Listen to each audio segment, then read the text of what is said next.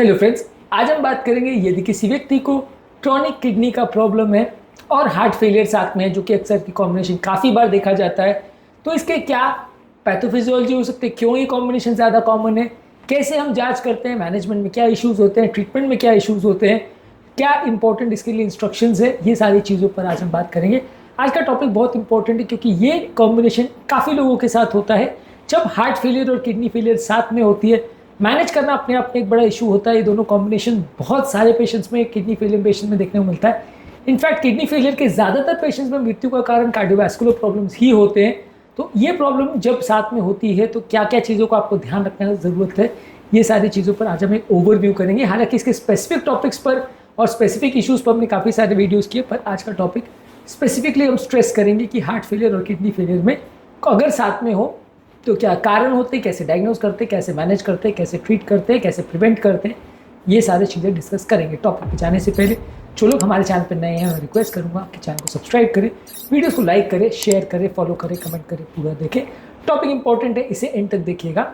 चलिए शुरू करते हैं।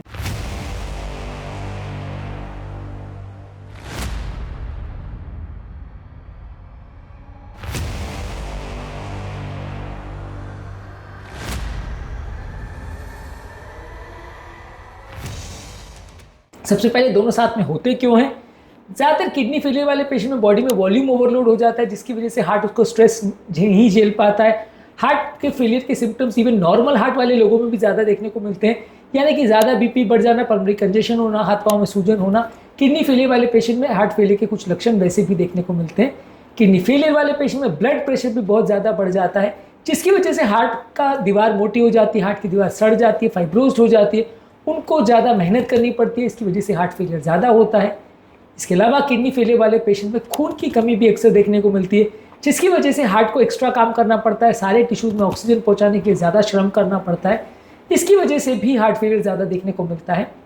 किडनी फेलियर में बॉडी में बहुत सारे टॉक्सिन्स भी इकट्ठा हो जाते हैं, खासकर बॉडी में यूरिया हो जाता है, यानी यूरिक एसिड और यूरिया बढ़ जाता है, जिसकी वजह से नलियाँ स्टिफ हो जाती है, हार्ट की नलियाँ बराबर काम नहीं करती, हार्ट का रिस्क बढ़ जाता है और हार्ट में सूजन और इन्फ्लेमेशन भी बहुत बढ़ जाता है, जो कि किडनी के पेशेंट्स में अक्सर देखने को मिलता है। इसके अलावा किडनी के पेशेंट में बॉडी के इलेक्ट्रोलाइट्स की भी गड़बड़ होती है, बॉडी का पोटेशियम और कैल्शियम, मैग्नीशियम, ये सारा बैलेंस गड़बड़ा जाता है, जिससे हार्ट का फंक्शन और ज़्यादा वीक हो जाता है। इसके अलावा किडनी के पेशेंट्स में नलियों के ब्लॉकेजेस भी अक्सर ज़्यादा देखे जाते हैं। किडनी फेलियर अपने आप में हृदय की नली के ब्लॉकेज के लिए एक इंपॉर्टेंट रिस्क फैक्टर माना जाता है, जिसकी वजह से नलियों में ब्लॉकेजेस ज़्यादा होते हैं और जब नलियों का ब्लॉकेज होता है तो हार्ट अटैक का रिस्क बढ़ जाता है। ये भी अपने आप में हार्ट फेलियर ज़्यादा कराता है। तो ये तो हुए वो कारण जिनकी वजह से किडनी फेलियर वाले पेशेंट में हार्ट फेलियर ज़्यादा देखने को मिलता है। अब बात करेंगे कितने टाइप का हार्ट फेलियर होता है। हार्ट फेलियर बेसिकली दो ही टाइप का होता है, जिसको ऑलरेडी हमने हार्ट फेलियर के बहुत सारे वीडियोस में डिस्कस किया है। एक होता है सिस्टोलिक, जहाँ पंप फंक्शन कम हो जाता है, यानी हार्ट का पंपिंग फंक्शन या इजेक्शन फ्रैक्शन जो कि नॉर्मल 60% होता है वो कम होकर 30-40% पर आ जाता है। और एक होता है हार्ट फेलियर विद डायस्टोलिक, यानी प्रिजर्व इजेक्शन फ्रैक्शन। वो ऐसा होता है कि हार्ट का ओवरऑल पंपिंग कैपेसिटी तो ठीक होती है, लेकिन हार्ट थोड़ा स्टिफ हो जाता है, जड़ हो जाता है, जिसकी वजह से वो प्रॉपर वे में काम नहीं कर पाता है। तो प्रिजर्व इजेक्शन फ्रैक्शन के साथ भी हार्ट फेलियर देखने को मिलता है। लक्षण क्या होते हैं? ज़्यादातर इस तरह के लोगों में सांस फूलना, घबराहट होना, बेचैनी होना, फटीग और कमजोरी होना, लंग्स में पानी भर जाना, रिदम के प्रॉब्लम्स होना, ये सारी चीज़ें जो कि हार्ट फेलियर के सारे लक्षण होते हैं वो सारे आपको देखने को मिलेंगे। यानी बेसिकली हार्ट और किडनी फेलियर के जो भी लक्षण है दोनों साथ में आपको देखने को मिल रहे हैं, तो आपको इसको सस्पेक्ट करना चाहिए। डायग्नोज कैसे करेंगे? जो कन्वेंशनल हार्ट फेलियर की सब जांचें हैं, जैसे ईसीजी, इकोकार्डियोग्राफी, छाती का एक्सरे, एंटी-प्रोबीएनपी टेस्ट, ये सारी चीज़ें आप करते हैं और इससे आपको पता चलेगा कि हार्ट का पंपिंग ओवरऑल खराब है कि नहीं। किडनी के टेस्ट करते हैं ये देखने के लिए कि किडनी का फंक्शन कैसा है, किडनी की इलेक्ट्रोलाइट्स की जांच करते हैं देखने के लिए किडनी कितनी खराब है और उसके लिए क्या करने की आवश्यकता है। बात करेंगे ट्रीटमेंट पर, जो कि सबसे इंपॉर्टेंट इशू है। कई हार्ट फेलियर की दी जाने वाली दवा किडनी फेलियर वाले पेशेंट्स में नहीं दी जा सकती है, जैसे कि रास इनहिबिटर ग्रुप ऑफ मेडिसिन, जिसमें एस इनहिबिटर्स, एआरबीज आता है, जैसे रामिपिल, एनालपिल, कैप्टोपिल, पेरिंडोपिल, या टेलमिसार्टन, एजिलसार्टन, लोसार्टन, वैनसार्टन, कैंडिसार्टन, ये सारी दवाइयाँ आती है। ये किडनी फेलियर के अर्ली स्टेजेस में तो फायदा करती है, पर एडवांस स्टेज में बॉडी में पोटेशियम की गड़बड़ होने की वजह से इनको नहीं दिया जा सकता है। किडनी के प्रॉब्लम को भी बढ़ा सकते हैं कभी कभी, तो एडवांस किडनी पेशेंट में नहीं दिया जा सकता है। बीटा ब्लॉकर हार्ट फेलियर में अक्सर दिया जाता है, कार्बिडोल, मेटोप्रोल, बिसोप्रोल दिया जाता है। ये किडनी वाले पेशेंट्स में भी सेफ है, तो इसका प्रयोग किया जा सकता है। पेशाब बढ़ाने वाली दवा लूप डायरेटिक्स, खासकर फ्यूरोसमाइड, थायोजाइड, ये फ्लूइड ओवरलोड के लिए किडनी पेशेंट में भी दिया जाता है, पर किडनी पेशेंट में कम असर कर पाते हैं क्योंकि किडनी रिस्पॉन्ड उतना अच्छा नहीं करता है। SGLT2 इनहिबिटर्स जैसे डेपाग्लिफ्लोजिन, एम्पाग्लिफ्लोजिन, ये हार्ट फेलियर और किडनी पेशेंट दोनों में मददगार है। किडनी पेशेंट में अर्ली स्टेज में तो काफ़ी मददगार है। लेट स्टेज किडनी फेलियर में जब GFR वैल्यूज बहुत कम हो जाती है तो इसको नहीं दिया जा सकता क्योंकि यूरिन उतना आता नहीं है। इसके अलावा मिनरलोकॉर्टिकॉइड रिसेप्टर एंटागोनिस्ट जैसे स्पाइनोलेक्ट्रॉन, एप्रिनॉन, ये किडनी फेलियर पेशेंट में नहीं दिया जा सकता क्योंकि पोटेशियम लेवल को बढ़ा सकता है।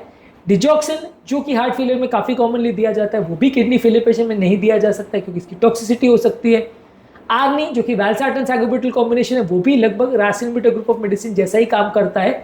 ये भी early stage of kidney failure में दिया जा सकता है, एडवांस स्टेज में नहीं दिया जा सकता है। तो बेसिकली कहने का मतलब ये है कि बहुत सारी हार्ट फेलियर की दवाइयाँ जो हम हार्ट फेलियर में सबसे कॉमनली यूज़ करते हैं वो कई किडनी फेलियर पेशेंट में नहीं यूज़ की जा सकती क्योंकि किडनी के प्रॉब्लम्स की वजह से वो दवाई से टॉक्सिसिटी हो सकती है, जान का खतरा हो सकता है। इसलिए कई दवाइयाँ हम नहीं दे पाते और बची कुछ ही दवाइयों के साथ कॉम्प्रोमाइज़ करना पड़ता है। हार्ट फेलियर और किडनी फेलियर वाले पेशेंट में दवाइयों के क्या इश्यूज होते हैं उसको डिटेल में हमने अलग वीडियो में डिस्कस किया है। अब बात करते हैं डायलिसिस के इश्यूज पे। डायलिसिस के दौरान जो बॉडी में सडन वॉल्यूम शिफ्टिंग होता है वो हार्ट फेलियर पेशेंट्स अक्सर टॉलरेट नहीं कर पाते हैं, जिसकी वजह से बीपी और ज़्यादा कम हो जाता है, पेशेंट की कंडीशन बिगड़ सकती है, रिदम प्रॉब्लम्स भी हो सकते हैं। इसलिए आपको बहुत स्लो डायलिसिस करना पड़ता है या कई बार पेरिटोनियल डायलिसिस करना पड़ता है। कई बार ब्लड प्रेशर फ्लक्चुएशन के लिए ज़्यादा ध्यान देना पड़ता है और बहुत ज़्यादा सतर्कतापूर्वक ही डायलिसिस करना पड़ता है क्योंकि जब हार्ट फेलियर और किडनी फेलियर साथ में हो तो डायलिसिस करना इतना सेफ नहीं रहता। खासकर जो नॉर्मल किडनी फेलियर पेशेंट में रैपिड डायलिसिस करते हैं वो इतना सेफ नहीं रहता, रिस्क ज़्यादा होता है। लास्ट में बात करेंगे लाइफस्टाइल चेंजेस और प्रिवेंशन पर। यदि हार्ट फेलियर और किडनी फेलियर साथ में है तो सॉल्ट का रिस्ट्रिक्शन रहेगा, बहुत ज़्यादा नमक नहीं लेना है, बहुत ज़्यादा मात्रा में पानी नहीं लेना है या डॉक्टर से पूछ कर ही जितना मात्रा में अलाउड है उतना लेना है। ब्लड प्रेशर को प्रॉपरली मेंटेन करना है, 130/80 के नीचे ब्लड प्रेशर मेंटेन करना है। जो दवाई किडनी फेलियर पेशेंट्स के लिए सेफ है वही दवाई का प्रयोग करना है। डायबिटीज़ को स्ट्रिक्टली कंट्रोल करना है, रिवर्स करने का प्रयास करना है, लेकिन SGLT2 इनहिबिटर्स जो कि डायबिटीज़ की सबसे बेस्ट दवा है उसका प्रयोग करना थोड़ा मुश्किल होता है, रिस्की होता है। इसके अलावा कुछ ऐसी दवाइयाँ जो किडनी पर नुकसान पहुँचा सकती है, हार्ट को नुकसान पहुँचा सकती है, वैसी दवाओं का प्रयोग नहीं होना चाहिए। किडनी का और हार्ट का फंक्शन का रेगुलरली मॉनिटरिंग करना पड़ेगा। रेगुलरली आपको बॉडी के इलेक्ट्रोलाइट्स यानी सोडियम पोटेशियम का मॉनिटरिंग करना पड़ेगा ताकि कोई प्रॉब्लम ज़्यादा ना जाए। तो फाइनली इस टॉपिक का मेन टेक अवे मैसेज ये है कि हार्ट फेलियर और किडनी फेलियर दोनों एक साथ जब एग्जिस्ट करते हैं तो दोनों एक दूसरे को ज़्यादा बिगाड़ते हैं, दोनों प्रॉब्लम साथ में होती है। कार्डियो रीनल सिंड्रोम भी कई बार इसको बोलते हैं। इसके अलावा कई बार जब आपको किडनी फेलियर और हार्ट फेलियर साथ में तो कई हार्ट फेलियर की दवाइयाँ जैसे SGLT2 इनहिबिटर्स, बीटा ब्लॉकर्स और डायरेटिक्स, ये सारी चीज़ों के डोज एडजस्टमेंट की ज़रूरत पड़ती है। कई दवा ऐसी होती है जो आप नहीं दे पाते हो किडनी फेलियर में, वो सारी चीज़ों का भी आपको ध्यान रखना पड़ेगा। डायलिसिस करते वक्त भी बहुत एक्स्ट्रा सावधानी रखनी पड़ेगी क्योंकि कई बार डायलिसिस के दौरान भी प्रॉब्लम्स आ सकती हैं और लाइफस्टाइल चेंजेस का और खाने पीने का ध्यान का, रेगुलर जांचों का भी विशेष ध्यान देना पड़ेगा क्योंकि दोनों ही ऑर्गन बहुत ज़्यादा सेंसिटिव होते हैं, बहुत जल्दी बिगड़ सकते हैं, बिना पता चले दोनों की हालत बिगड़ सकती है। तो इसलिए आपको थोड़ा ज़्यादा ध्यान देना पड़ेगा और ज़्यादा प्रिकॉशंस रखने पड़ेंगे।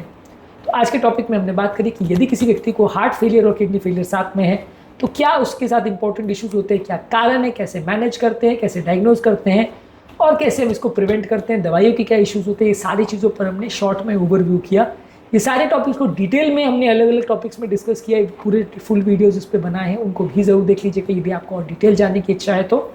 उम्मीद करूँगा कि आज के टॉपिक में कुछ नई बातें जानने को मिली होंगी। जो लोग हमारे चैनल पर नए हैं उन्हें रिक्वेस्ट करूँगा कि चैनल को सब्सक्राइब करें, वीडियोज़ को लाइक करें, शेयर करें, फॉलो करें, कमेंट करें, पूरा देखें।